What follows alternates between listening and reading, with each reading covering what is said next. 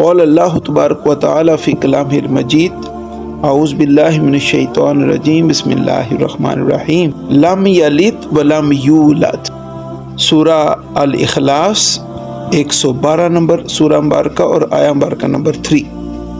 اس مقام پر اللہ رب العزت نے اپنی شان کو بیان فرمایا کہ وہ ذات اقدس ہے جس نے کسی کو جنا نہیں، اور وہ خود ذات اقدس ایسی ہے نہ اسے جنا گیا ہے۔ تو گویا اللہ رب العزت جننے سے اور جنے جانے سے پاک ہے۔ تو جب ہم نبی اکرم نور مجسم حضرت محمد مصطفیٰ صلی اللہ علیہ وسلم کی ولادت باسعادت کی خوشی مناتے ہیں تو یہ اس بات کا اعلان ہے کہ اللہ کے حبیب حضرت محمد مصطفیٰ صلی اللہ علیہ وسلم اللہ کے بندے، اس کے نبی، اس کے رسول